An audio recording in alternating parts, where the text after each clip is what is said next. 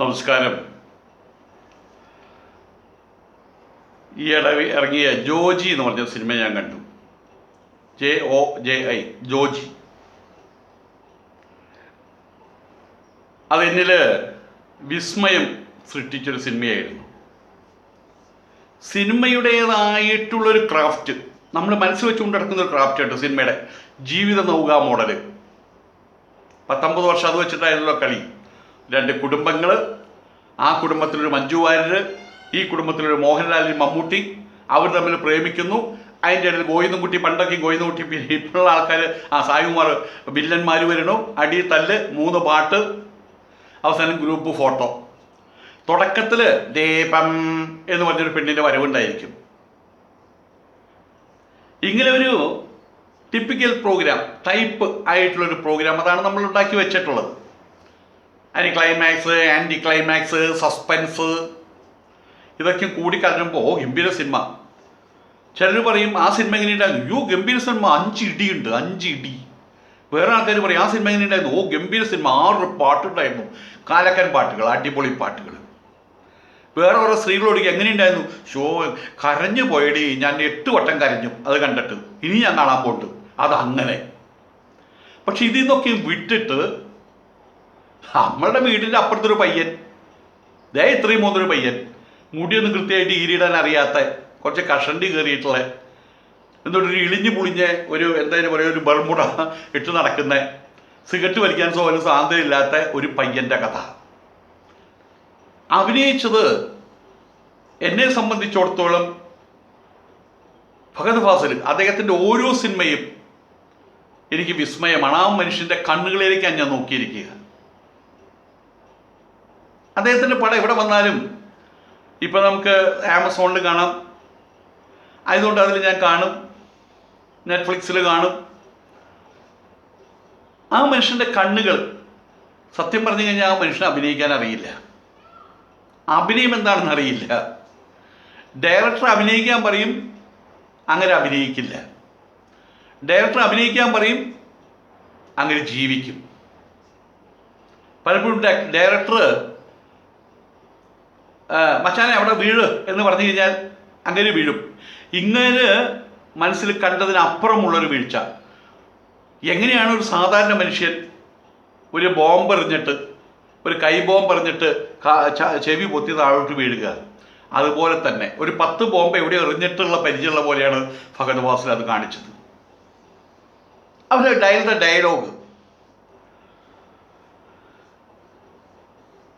Dialogue വളരെയധികം അത്ഭുതം സൃഷ്ടിച്ചിട്ടുണ്ട്. അതിൻ്റെ കാര്യം പിന്നെ പറയാം. കാരണം പലരും പറഞ്ഞു അത് ശരിയായില്ല എന്ന്, പച്ചത്തെറിയാണെന്ന് പറഞ്ഞു. നമ്മൾ നാട്ടിൻപുറത്ത് പറയുന്ന കാര്യം തന്നെയല്ലേ സിനിമയിൽ പറഞ്ഞത്. നാട്ടിൻപുറത്ത് പറഞ്ഞാൽ പച്ചത്തെറി പറയാറുണ്ടോ? നമ്മൾ കൂട്ടുകാരെ കാണുന്ന സമയത്ത് പോലെ പറയാം, എന്തെണ്ണത്തേണ്ടി നീ ഇപ്പോൾ എവിടെയായിരുന്നടാന്ന് പറയും. അപ്പോൾ പറയായി ഞാൻ നിന്നെ അന്വേഷിച്ചു ഓടാ പട്ടി എന്നൊക്കെ നമ്മൾ പറയാറുണ്ട്. അത് തെറിയല്ല, അതായത് പട്ടീന്ന് വിളിക്കുന്നതല്ല, സ്നേഹം കൊണ്ട് വിളിക്കുന്നതാണ്. അങ്ങനെ ചിലപ്പോൾ ഇങ്ങനത്തെ ഭാഷകൾ ഉപയോഗിക്കാറുണ്ട്. അക്കാര്യം നമുക്ക് പിന്നെ സംസാരിക്കാം. ഇവിടെ ജോജിയുടെ കഥ എന്ന് പറഞ്ഞു കഴിഞ്ഞാൽ മാക്ബത്തുമായിട്ട് ബന്ധപ്പെട്ട കഥ എന്ന് പറയുമെങ്കിൽ പോലും നമ്മുടെ നാട്ടിൽ സംഭവിക്കുന്ന കൊച്ചു ഫ്യൂഡൽ, അതായത് മിനി ഫ്യൂഡൽ വ്യവസ്ഥിതിയുണ്ട്.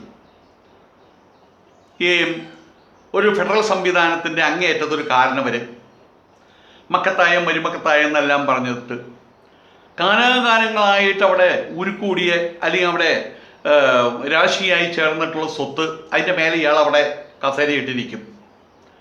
അതിൻ്റെ ചുറ്റും കുറേ അടിമകളെ പോലെ അയാളുടെ മരുമക്കളും മക്കളും മരുമക്കളും ഭാര്യയും ഭാര്യയുടെ അനിയത്തിയും മറ്റെല്ലാവരും കൂടി ഒരു 10-50 പേര്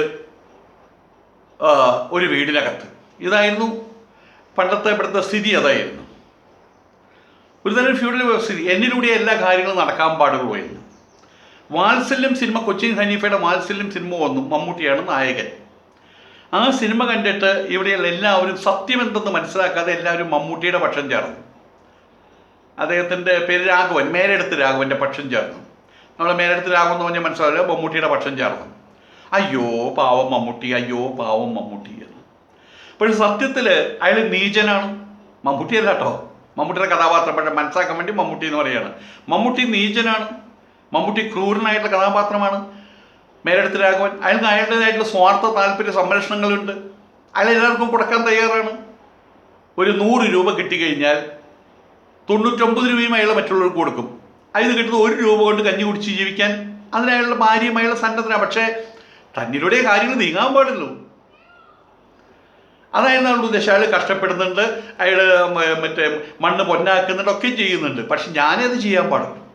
എന്നിലൂടെ എൻ്റെ അനുജൻ വളരാൻ പാടുള്ളൂ, എന്നിലൂടെ എൻ്റെ അനീതി വളരാൻ പാടുള്ളൂ. അതിനെ ചോദ്യം ചെയ്യാൻ പാടില്ല. അതാണ് ഫ്യൂഡൽ വ്യവസ്ഥിതി.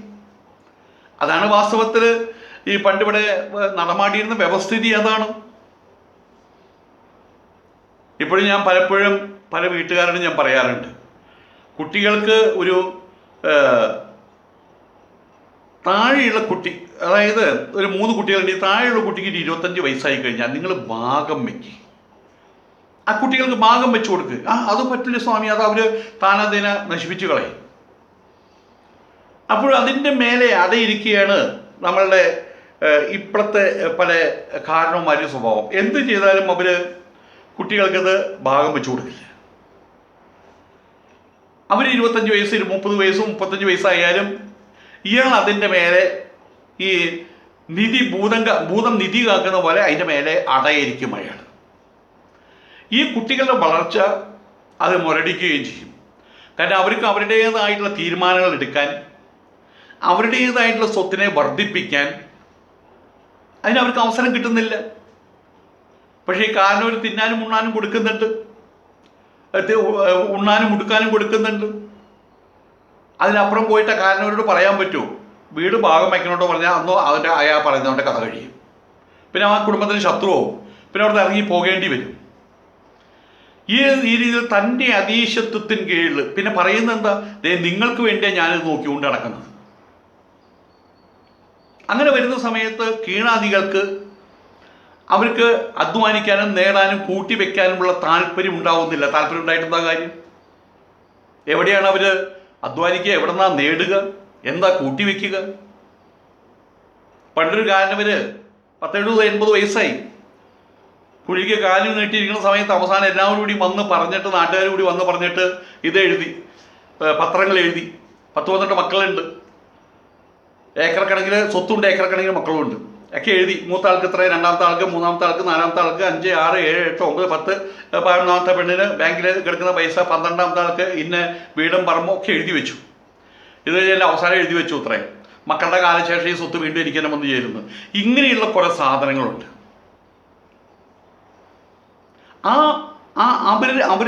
അങ്ങനെയുള്ള കാരണവന്മാരെ സംബന്ധിച്ചിടത്തോളം അവരറിയുന്നില്ല. അവർ തങ്ങളുടെ കീഴാദികൾ, ആ വീട്ടിലുള്ള മക്കളും മരുമക്കളുടെ മുമ്പിൽ അവർ മരിച്ചവരാ, ശവങ്ങളാണ് അവർ. അല്ലെങ്കിൽ അവർക്ക് പ്രേതങ്ങളാണ്, മരിച്ചു കഴിഞ്ഞാൽ പ്രേതങ്ങളാണ്. കാരണം അവർ ഉള്ളിൽ ശപിച്ചുകൊണ്ടിരിക്കുകയാണ്. കാരണവനെ കാണുന്ന സമയത്ത് എല്ലാവരും തല കുനിക്കും, മുണ്ടിൻ്റെ കുത്തഴിച്ചിടും, ഓ അങ്ങനെയാകട്ടെ എന്ന് പറയും, അങ്ങനെയാകട്ടെ അമ്മാവോ എന്നൊക്കെയും പറയുമെങ്കിൽ പോലും ഉള്ളിൽ പണ്ടാരടങ്ങുന്നല്ലോ ഈ സാധനം ഇതായിരിക്കും അവരുടെ ഉള്ളിലുണ്ടായിരിക്കുക. ഇതെല്ലായിടത്തും നടമാടുന്നൊരു കാര്യമാണ്.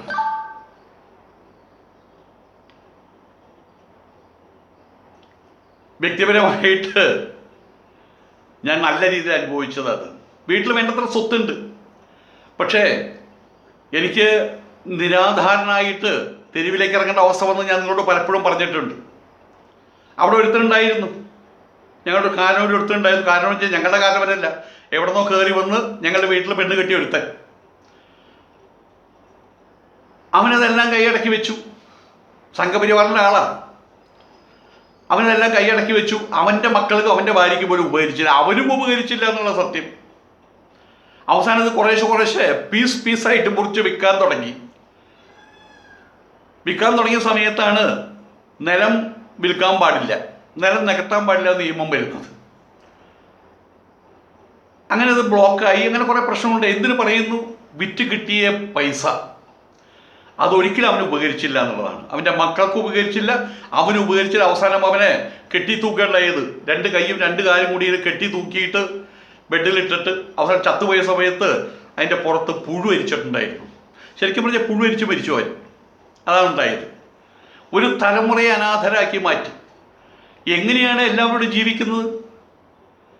ഒരു തലമുറ ഉണ്ടാക്കിയ സ്വത്ത് അവരടുത്ത തലമുറയ്ക്ക് കൈമാറുന്നു, അവരതിനെ വർദ്ധിപ്പിക്കുന്നു, അവരടുത്ത തലമുറയ്ക്ക് കൈമാറുന്നു. ആ ഒരു തലമുറ അത് കൈമാറിയില്ലെങ്കിലോ അതിൻ്റെ അടുത്ത തലമുറ അവരതുപോലെ അടങ്ങി ഒതുങ്ങി പോകുന്നു. ആ കുടുംബത്തിൻ്റെ അന്തസ്സ് അവിടെ കെട്ടുപോകുന്നു. ഇങ്ങനെയുള്ള സാഹചര്യങ്ങൾ പലപ്പോഴും നമ്മൾ കണ്ടുവരുന്നൊരു കാര്യമുണ്ട്. ഞങ്ങളുടെ വീട്ടിൽ ഇതുപോലെ തന്നെ അവിടെയുള്ള ഒരു മൂത്ത കാലം ഒരു മഹാനായിട്ടൊരു മനുഷ്യനായിരുന്നു. അങ്ങനെ അന്നത്തെ കാലഘട്ടത്തിൽ തിരുപ്പതി എന്ന സ്ഥലത്ത് കൊണ്ട് ഉപേക്ഷിക്കാൻ വരെ ശ്രമിച്ചു എന്നുള്ളതാണ്. ഞങ്ങളെല്ലാവരും ഇന്നും ബഹുമാനിക്കുന്ന, അത്യധികം ബഹുമാനിക്കുന്ന ഒരു കാരണം വരെയാണ്. ഈ വന്നു കയറിയവൻ സ്വത്ത് സ്വന്താക്കാൻ വേണ്ടി അങ്ങനെ തിരുപ്പതിയിൽ കൊണ്ട് ഉപേക്ഷിച്ചു. ആ മഹാമനുഷ്യൻ ചെയ്തത് തിരുപ്പതി നടയിൽ തന്നെ നിന്നു, അനങ്ങാതെ നിന്നു. ഇന്നത്തെ പോലെയല്ല, പണ്ടങ്ങനെ സാധിക്കുമായിരുന്നു. അവസാനം ആൾക്കാരെ അന്വേഷിച്ച് പോയപ്പോൾ അദ്ദേഹം തിരുപ്പതി നടയിൽ നിൽക്കുകയാണ്, കരഞ്ഞുകൊണ്ട് നിൽക്കുകയാണ്, പിടിച്ചു കൊണ്ടുവരികയാണ് ചെയ്തത്. ആ ശാപം പേറിയിട്ടാണ് ഇവൻ്റെ മകൻ കിണറ്റിൽ ചാടിയിട്ട് ഉപ്പിലിട്ടു. ഇവൻ്റെ വേറൊരു മകൻ 10-12 വർഷം ജയിലിൽ ഉപ്പിലിട്ടു. വേറൊരു മോളുടെ ഭർത്താവ് കിടക്കയിൽ 12 വർഷം ഉപ്പിലിട്ട് ചത്തുപോയി. ഇവരിതുപോലെ തന്നെ 4 കാര്യം കൂട്ടി വെച്ചിട്ട് തൂക്കിയിട്ടിട്ട് അങ്ങനെയാണ് അവൻ്റെ മരണം. അപ്പോൾ സത്യം പറഞ്ഞു കഴിഞ്ഞാൽ അനുഭവിക്കാൻ കഴിഞ്ഞില്ല. എല്ലാം കഴിഞ്ഞ് നരകം വേറെ എന്നുള്ളതല്ല നമ്മൾ പറയാറുണ്ട്. അതൊക്കെ പിന്നെ പിന്നെ, പണ്ടൊക്കെ അത് പിന്നെ പിന്നെ, ഇപ്പോൾ അപ്പോഴാണ് വാതിൻ്റെ പുറകിലാണ് ദൈവം എന്ന് പറയുന്നത്. അപ്പം ഈ ഒരു സംഭവം ആണ് ജോജി സിനിമയുടെ ഇതിവൃത്തം. അവിടെ ഒരു കാരണവരുണ്ടായിരുന്നു. അവിടെയുള്ള പിള്ളേരെക്കാൾ കൂടുതൽ ശേഷിയുള്ള ഒരാളായിരുന്നു അയാൾ. എല്ലാവർക്കും ഉണ്ണാനും ഉടുക്കാനും കൊടുക്കും, അതിലപ്പുറം കൊടുക്കില്ല. യാതൊരു സ്വാതന്ത്ര്യവും കൊടുക്കില്ല. ഒരു സിഗരറ്റ് വലിക്കാൻ പോലും സ്വാതന്ത്ര്യം കൊടുക്കില്ല. ഈ ഒരു സാഹചര്യത്തിൽ അമർഷം കൊണ്ട്, നിരാശ കൊണ്ട്, തങ്ങൾക്കൊരു ജീവിതം ഉണ്ടാകുന്നില്ലല്ലോ ദൈവമേ എന്നുള്ള സങ്കടം. വലിയ റെപ്യൂട്ടഡായിട്ടുള്ള ഫാമിലിയാണ്, പക്ഷേ പിള്ളേർക്ക് നിലയും വലിയൊന്നുമില്ല. 3 പിള്ളേരാണ് ഉള്ളത്. ഒന്ന് ബാബുരാജ് അഭിനയിച്ചിട്ടുണ്ട്, ഒന്ന് ഫഹദ് ഫാസിൽ, പിന്നെ വേറൊരാൾ, അദ്ദേഹത്തിൻ്റെ പേര് എനിക്കറിയില്ല. പിന്നെ അദ്ദേഹത്തിൻ്റെ ഭാര്യയായിട്ട് അഭിനയിച്ചൊരു സ്ത്രീ. ഇത് മാക്ബത്തിൻ്റെ കഥയെന്ന് പലരും ധരിച്ചിട്ടുള്ളത്. ഈ നാട്ടിൽ നടമാടുന്ന കഥയാണ് വാസ്തവത്തിൽ ഇത്. അങ്ങനെ പലപ്പോഴും പണ്ടത്തെ കാലഘട്ടത്തിൽ പല കാരണവന്മാരെയും പലയിടത്തും കൊണ്ട് മുക്കി കൊന്നിട്ടുണ്ട്. എത്ര പണ്ടാരക്കെട്ടുകൾ ചാവില്ല. അതാണ് ഇത്തരം ദുഷ്ടന്മാർ എത്ര കഴിഞ്ഞാലും ചാവൂല്ല. അതാണ് ഏറ്റവും വലിയ രസം. മുഖയുടെ പല്ല് മുളച്ചാലും അവർ ചാവില്ല. 102 വയസ്സാവും. അപ്പോഴേക്കും അടുത്ത തലമുറയ്ക്ക് 70 വയസ്സായിട്ടുണ്ടാവും, 70-75 വയസ്സായിട്ടും അവരുടെ കാര്യം കഴിഞ്ഞില്ലേ ഇപ്പോൾ. അപ്പോൾ ഒരു തലമുറയ്ക്ക് കഴിയാൻ കഴിയാത്ത, ഒരു തലമുറയ്ക്കുള്ള അവകാശങ്ങൾ അവർക്ക് നേടിയെടുക്കാൻ കഴിയാത്ത നിരാശപ്പെടുമ്പോൾ, ആ നിരാശ മൂക്കുമ്പോൾ, അത് പ്രതികാരമായിട്ട് മാറുമ്പോൾ കടുംകൈകൾ പ്രവർത്തിക്കും. അതൊരു തെറ്റുള്ള കാര്യമല്ല.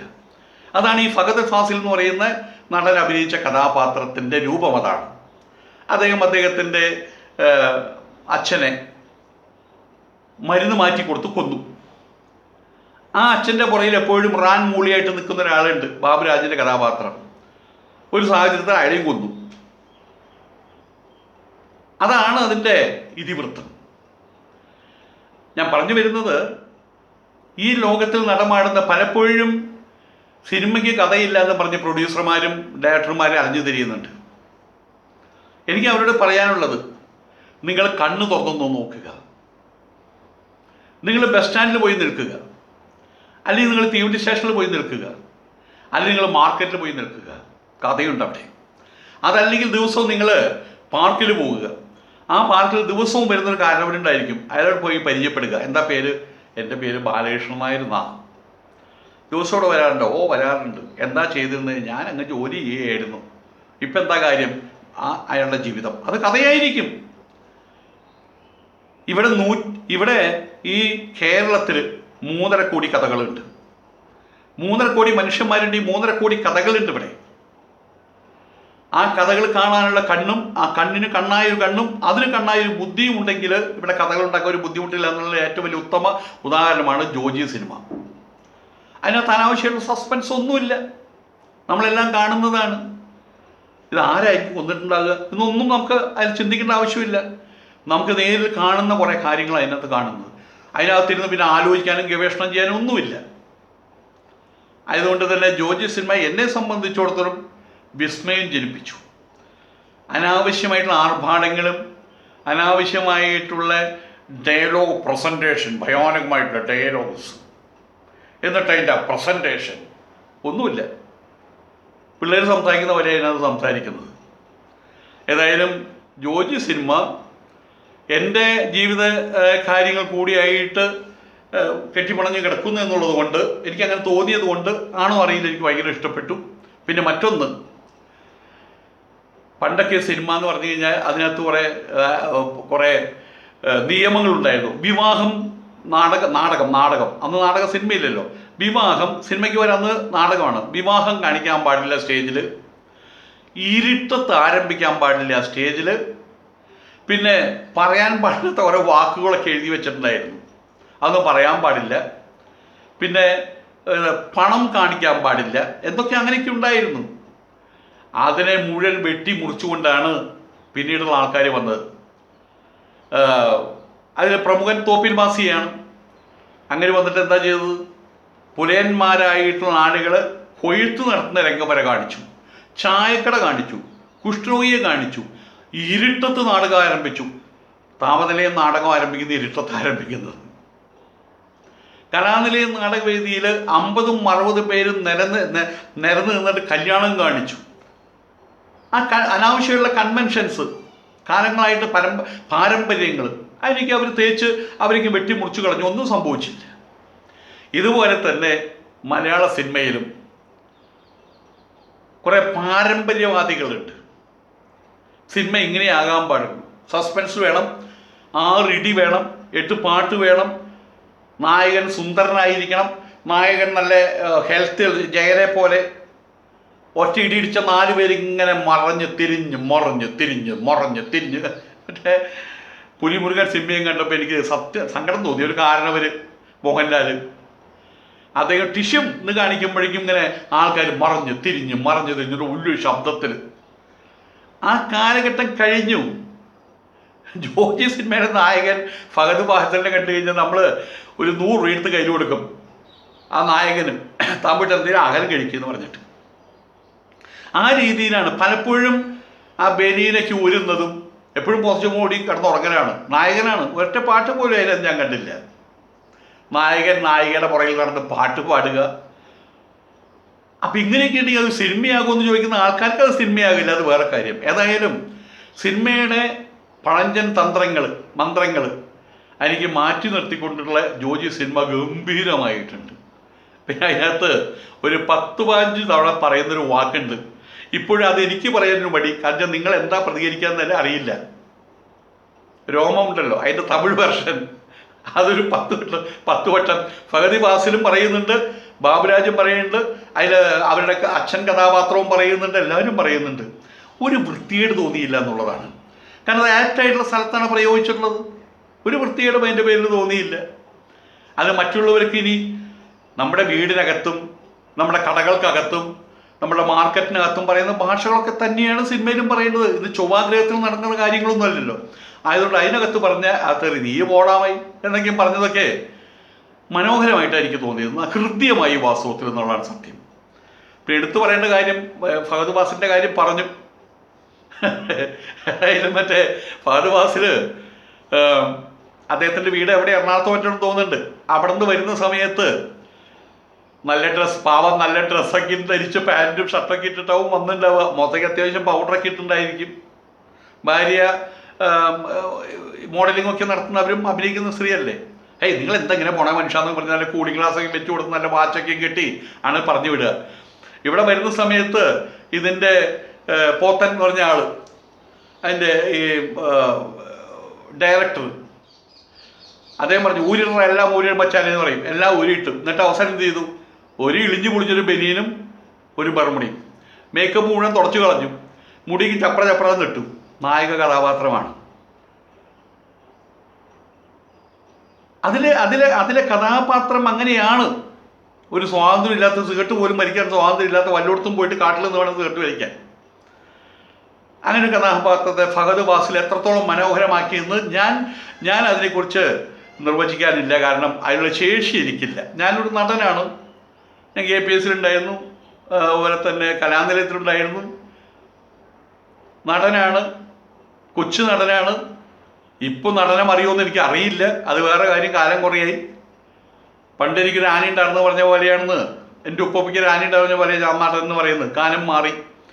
ഏതായാലും ഇത് കാണുന്ന സമയത്ത് ആസ്വദിക്കാൻ കഴിയും എനിക്ക്. മറഡോണയെ പോലെ പന്ത് കളിക്കാൻ കഴിയുന്നെങ്കിലും മറഡോണ പന്ത് കളിക്കുമ്പോൾ വരുന്ന തെറ്റുകളെ ഇയാൾ എന്തെങ്ങനെ ചെയ്തേ എന്ന് ചോദിക്കാൻ നമുക്ക് കഴിയും, അതെല്ലാം കഴിയുമല്ലോ. അപ്പം അത് വെച്ച് നോക്കുമ്പോൾ ഫഹദ് ഫാസിലിൻ്റെ അഭിനയം ആകാശം മുട്ടി നിൽക്കുകയാണ്. പിന്നെ അതിനെനിക്ക് അത്ഭുതം തോന്നിയത്, എൻ്റെ നാട്ടുകാരനായിട്ടൊരാൾ, എൻ്റെ വീടിൻ്റെ അടുത്താണ് ഈ വാണി വിശ്വനാഥിൻ്റെ വീട്. വാണി വിശ്വനാഥിൻ്റെ അച്ഛൻ്റെ അനുജനോ ജ്യേഷ്ഠനോ അതവിടുത്തെ പഞ്ചായത്തിലേക്ക് കുറച്ചൊരു നേതാവൊക്കെ ആയിരുന്നു. ഈ വിശ്വനാഥ് എന്ന് പറഞ്ഞ ആളെ അറിയാം, എൻ്റെ ഒരു അമ്മാവനാണ്. ഒ രാമദാസ് പറഞ്ഞിട്ട് സിനിമാ ഡയറക്ടർ. ബാബുരാജിൻ്റെ മുഖം കണ്ടു കഴിഞ്ഞാൽ എല്ലാവർക്കും ദേഷ്യം വരിക. കാരണം വെച്ചാൽ പണ്ടത് കോയിന്നുകുട്ടിയുടെയും പോലത്തെ മുഖമാണ് അദ്ദേഹത്തിൻ്റെ, ബാലനിക്കുന്നതായിട്ട്. എന്നാൽ ഈ വില്ലന്മാർ മുഴുവൻ പാവങ്ങളാണ്, ഉമ്മറടക്കമുള്ള ആൾക്കാർ പാവങ്ങളാണ്. ടി ജി രവിയെ കണ്ടു കഴിഞ്ഞാൽ തന്നെ ആളുകൾ മാറിയിരിക്കുന്നൊരു കാലഘട്ടം ഉണ്ടായിരുന്നു അത്രേ. ടി ജി രവിയുടെ തൊഴിലും ബലാത്സംഗം ചെയ്യാനാണ് ആൾക്കാർ ധരിച്ചത്. ഇത്രയും പാവമായിട്ടൊരു മനുഷ്യൻ വേറെ ഇല്ല. അദ്ദേഹം തൃശ്ശൂർക്കാരനാണ്. പിന്നെ ബാബുരാജെ കണ്ടാൽ തന്നെ ഒരു ഗുണ്ടയാണ്, കണ്ടാൽ തന്നെ ഗുണ്ട, മുഖം കണ്ടാൽ ഗുണ്ട. എന്നിട്ട് ആ വേഷങ്ങൾ ആ പാവത്തിന് കൊടുത്തിരുന്നത്. പക്ഷെ ഇതിനകത്ത് കൊടുത്ത വേഷം അച്ഛൻ എന്ന് പറയുന്നത് അനുസരിച്ച് നടക്കുന്ന ഒരു, സത്യം പറഞ്ഞാൽ ഒരു മന്ദബുദ്ധി, ഒരു പ്യാവം, ഒരു മണകുണാഞ്ചൻ. ആ വേഷം അയാൾ എങ്ങനെ ഉൾക്കൊണ്ട് അഭിനയിച്ചു എന്ന് സങ്കല്പിക്കാൻ കഴിയുന്നില്ല. ബാബുരാജനെ വിളിക്കാൻ ശ്രമിച്ചു, എനിക്ക് നമ്പർ കിട്ടിയില്ല. അങ്ങനെ വിളിച്ചാൽ ഞാൻ പറയാൻ പോകുന്നത് ഇങ്ങനെയായിരുന്നു: മിസ്റ്റർ ബാബുരാജ്, ഇതുവരെയുള്ള സിനിമകളിലൊക്കെ നിങ്ങൾ അഭിനയിച്ചിരുന്നു. പക്ഷേ അഭിനയിക്കാനുള്ള ശേഷി നിങ്ങൾക്ക് നഷ്ടപ്പെട്ടു. ജോജി സിനിമയിൽ വന്നപ്പോൾ നിങ്ങൾക്ക് അഭിനയിക്കാൻ കഴിയാതെ പോയി. കാരണം അതിനകത്ത് അഭിനയം ഉണ്ടായിരുന്നില്ല, ഒരു തരം മാനറിസം മാത്രമേ ഉണ്ടായിരുന്നുള്ളൂ, അഭിനയം ഉണ്ടായിരുന്നില്ല. അതോടൊപ്പം തന്നെ തിലകൻ്റെ മകനും അത്ഭുതകരമായിട്ട് ഓരോരുത്തരും എടുത്തെടുത്ത് പറഞ്ഞാൽ അതിലൊരു പെൺകുട്ടിയുണ്ട് അതിൻ്റെ മരുമകളായിട്ട് അഭിനയിക്കുന്നത്. അവരൊരു ഡയലോഗ് ഇപ്പം എൻ്റെ മനസ്സിൽ ഓർമ്മയുണ്ട്: എടാ ജോജി മതി, ഇത്രയേ പറഞ്ഞിട്ടുള്ളൂ. അത് വലിയൊരു സംഭവമാണ്, അതിനകത്ത് വലിയൊരു സംഭവം ഉണ്ട് ആ ഡയലോഗിനകത്ത്. ഇപ്പം എനിക്ക് തോന്നുന്നത് ബാബുരാജ് അതിനകത്ത് ഇത്ര വലിയ ഒരു ഗുണ്ടയുടെ ബോഡിയും ഗുണ്ടയുടെ മുഖവും വെച്ചുകൊണ്ട് അദ്ദേഹം ആ കഥാപാത്രത്തിലേക്ക് സ്വയം സന്നിവേശനം നടത്തിയത് അത്ഭുത കാഴ്ചയായിട്ടാണ് മാറിയത്. വാസ്തവത്തിൽ ഞാൻ വീണ്ടും നോക്കി, അയാളുടെ കയ്യിൻ്റെ അവിടെയോ കാലിൻ്റെ അവിടെയോ മുഖത്തോ എന്തെങ്കിലും ഗുണ്ടായിസം പോലെ അതിന് വരുന്നുണ്ടെന്ന്. തുടക്കം വരെ അവസാനം വരെ അച്ഛൻ്റെ പിണിയാളായിട്ട് നിൽക്കുന്ന, അച്ഛൻ മീൻസ് അയാളുടെ സ്വന്തം ഫാദർ, അയാളുടെ പിന്നിൽ നിൽക്കുന്ന, അയാളുടെ പിന്നിൽ റാമൂളിയായിട്ട് നിൽക്കുന്ന ഒരു പാവത്താൻ അതിഗംഭീരമായിട്ട് അത് അങ്ങേര് കൈകാര്യം ചെയ്തു. ഇവിടെ ഇപ്പം എനിക്ക് തോന്നുന്നത് ഇതിലെല്ലാ കഥാപാത്രങ്ങളും ഇത്രയും തന്മയത്വത്തോടു കൂടിയിട്ട് ജീവിക്കുന്ന ഒരവസ്ഥയാണ് ഇവിടെ കാണിച്ചത്. ജീവിക്കുന്ന ഒരവസ്ഥ, അഭിനയിക്കുന്ന ഒരവസ്ഥയല്ല. അതിനാരിലും ഒരു അഭിനയം ഞാൻ കണ്ടില്ല, ജീവിതമാണ് കണ്ടത്. അതാണ് ഞാൻ അഭിനയിക്കാൻ അറിയാതെ പോയി എന്ന് പറഞ്ഞത്. ഫഹദ് ഫാസിലിന് അഭിനയിക്കാൻ അറിയാതെ പോയി, ബാബുരാജിനെ അഭിനയിക്കാൻ അറിയാതെ പോയി എന്ന് പറയാനുള്ള കാരണം അതാണ്. അതുപോലെ തന്നെ തിലകൻ്റെ മകൻ, അദ്ദേഹത്തിന് അഭിനയിക്കാൻ കഴിയാതെ പോയി എന്നാണ് ഞാൻ പറയുന്നത്. എല്ലാവരും വന്ന് കാര്യങ്ങൾ പറഞ്ഞു പോവുകയായിരുന്നു. അവിടെ എനിക്ക് തോന്നുന്നു ഇപ്പോൾ ബാബുരാജിൻ്റെ പുറകിൽ, ഫഹദ് ഫാസിലിൻ്റെ പുറകിലേക്ക് ഒരു ചങ്ങലയിട്ട് പിടിച്ചിട്ടുള്ളതായിട്ടാണ് എനിക്ക് തോന്നിയത്. വേണ്ടടാ, അഭിനയം വേണ്ടടാ എന്ന് പറയുന്ന രീതിയിൽ ചങ്ങലയിട്ട് പിടിച്ചതുകൊണ്ടാണോ അവരെല്ലാവരും ഈ ജോജി സിനിമയിൽ ഒരേപോലെ അവരുടെ മാനറിസം മാത്രം കാണിച്ചു പോയത് എനിക്ക് സംശയം. ആരാ ചങ്ങലയിട്ട് പിടിച്ചത്? അതിൻ്റെ പോത്തൻ എന്നുള്ള പേര്, ഹരീഷ് പോത്തനോ എന്തൊരു നിതീഷ് പോത്തൻ, അങ്ങനെ എന്താ പേര് എനിക്ക് കൃത്യമായിട്ട് ഓർക്കുന്നില്ല. അദ്ദേഹം ഇതിൻ്റെ പുറകിൽ, ഓരോ ഫ്രെയിമിൻ്റെ പുറകിലും അദ്ദേഹം നിറഞ്ഞു നിൽക്കുന്നതായിട്ടാണ് എനിക്ക് തോന്നിയത്. കാരണം എന്താണ്? ആക്ടേഴ്സിനെ സംബന്ധിച്ചിടത്തോളം അവരൊരു മെറ്റീരിയലാണ്. അതിന് ഏത് രീതിയിൽ കുറച്ച് മറച്ച് നമുക്ക് മാറ്റാം. കളിമണ്ണ് ശ്രീകൃഷ്ണൻ്റെ പ്രതിമ ഉണ്ടാക്കാം, ആനയുടെ പ്രതിമ ഉണ്ടാക്കാം, ഇതൊക്കെ ചെയ്യാം എന്ന് പറഞ്ഞ പോലെ ഈ നടന്മാരെ വേണ്ടുന്ന രീതിയിൽ ശരിക്കും കൈകാര്യം ചെയ്തു അതിൻ്റെ ഡയറക്ടർ ദിലീഷ് പോത്തൻ എന്നാണ് തോന്നുന്നത്. അതെ, അദ്ദേഹം ശരിക്കും കൈകാര്യം ചെയ്തു, ചങ്ങലക്കിട്ട് പിടിച്ചതായിട്ടാണ് എനിക്ക് തോന്നിയത്. എന്തായാലും ഇത്തരം സിനിമകൾ ആവശ്യമില്ലാത്ത എന്തായാലും പറയുക, ടെൻഷനൊക്കെ മനുഷ്യന്മാരുണ്ടാക്കുന്ന രീതിയിലുള്ള സിനിമകളൊന്നും എടുക്കാതെ ഇത്തരം സിനിമകൾ മതി. ഇതിന് 20 കോടി 30 കോടിയുടെ ആവശ്യവുമില്ല. ഏതായാലും നല്ലൊരു അനുഭവമായിട്ട് മാറി ജോജി സിനിമ. അതിൻ്റെ പുറകിലുള്ള സകലമായ പേർക്കും, പ്രത്യേകിച്ച് എൻ്റെ നാട്ടുകാരനായിട്ടുള്ള ബാബുരാജിനും പ്രത്യേകം അഭിനന്ദനം. നമസ്കാരം.